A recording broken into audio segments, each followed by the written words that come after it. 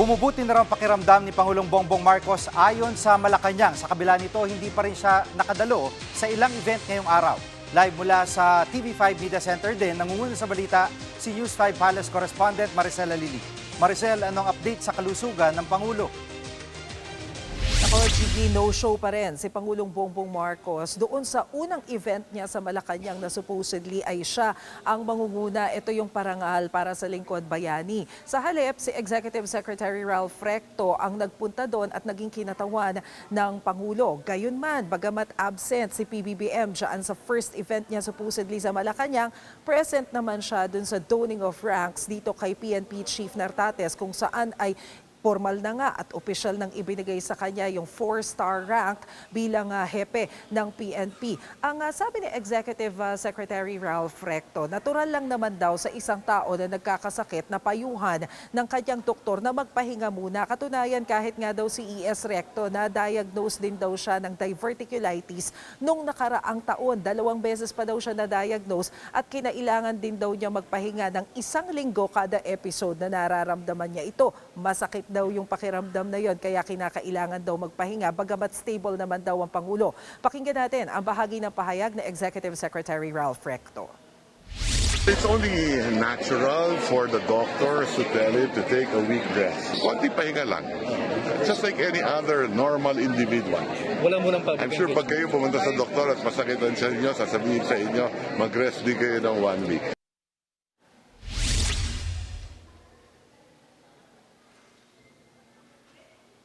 At Maricel, maliban na yan sa pahayag ni Recto, ay maglalabas ba ng bulletin, medical bulletin ng Malacanang dahil napakahalaga ring usapin ng kalusugan ng Pangulo?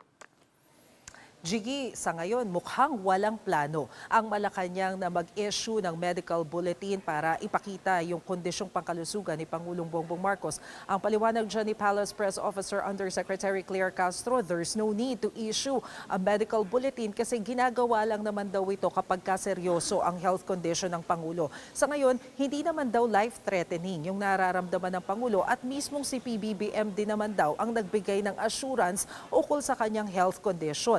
Kahit naman daw ang Malacanang nagbibigay ng update tungkol sa kondisyong pangkalusugan ni PBBM, so hindi nila nakikita ang pangangailangan nito sa ngayon. Kasabay niyan, Gigi, pinabulaanan din ni Jose Castro yung mga kumakalat na text message na nagsasabi na lumalala na ang kondisyon ni PBBM dahil daw sa drug use. At sinasabi pa dito sa Viber message na ito na meron pa raw nakitang cyst sa Pangulo kaya daw hindi niya nagagampanan ng maayos ang kanyang tungkulin.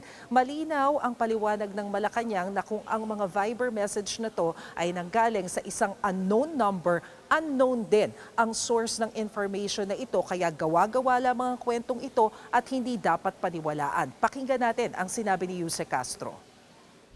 Sa ating pagkakaalam po, pagka naglabas ng medical bulletin, dapat si serious illness. Kung sinabi ng Pangulo na hindi to life-threatening, so ba't kailanganin po sa ngayon ang medical treatment? Medical bulletin. Mas reliable po siguro mismo ang Pangulo nagsasabi kung ano po ang kanya nararamdaman. At Maricel, ngayon nasa House Justice Committee na itong impeachment complaints ay kung sakaling padaluhin doon ng Pangulo, ano ang plano niya? Gigi, tinanong yan kanina kay Undersecretary Claire Castro. Ang sabi niya, ang desisyon tungkol doon sa pagdalo ni Pangulong Bongbong Marcos dyan sa impeachment proceeding sa Kalima na bigyan siya ng imbitasyon ay nakabase na raw sa magiging desisyon ng legal team nito. Pero sa ngayon kasi wala pa namang ipinapadalang imbitasyon. So hintayin na lamang daw natin kung ipapadalang invite ang Pangulo mula nga dyan sa House of Representatives. Pero sa ngayon kasi kailangan pa rin nilang i-determine kung sufficient in form and in substance, ito ang isinampa na impeachment cases laban sa Pangulo. Gigi? At itong mga international financial institutions ay nagpahayag kaugnay ng pagbagal ng paglago ng ating ekonomiya. Meron bang pahayag ang Malacanang tungkol dito? Oo nga, Gigi, ilang mga financial institutions yan, international financial institutions, yung nagsabi ng pagbagal ng paglago ng ekonomiya ng Pilipinas. Ang tingin siya ng Malacanang dahil nga raw ito doon sa mga ilang sitwasyon. Pero in-acknowledge din naman daw nila na the first 3 quarters noong 2025, lumago rin naman daw ang ekonomiya ng bansa. Nasa 5% growth din naman daw. Although aminado sila at kinikilala naman nila na naapektuhan talaga ang ekonomiya dahil nga sa ingay sa politika sa ating bansa. Lalo na dahil dyan sa pagsisimula ng investigasyon sa mga anomalya sa flood control project. And nariyan pa yung dagdag na problema dahil dun sa magkakasunod na kalamidad, nariyan ang mga bagyo, ang mga lindol, kaya hindi raw talaga maiiwasan na maapektuhan. Pero dahil nga dun sa ipinupursige na mga programa para dagdag sa trabaho at maging yung reforma doon sa ating national budget, umaasa naman ang pamahalaan na mai-improve na rin ang numero ng ating bansa. Narito ang sinabi ni Jose Castro.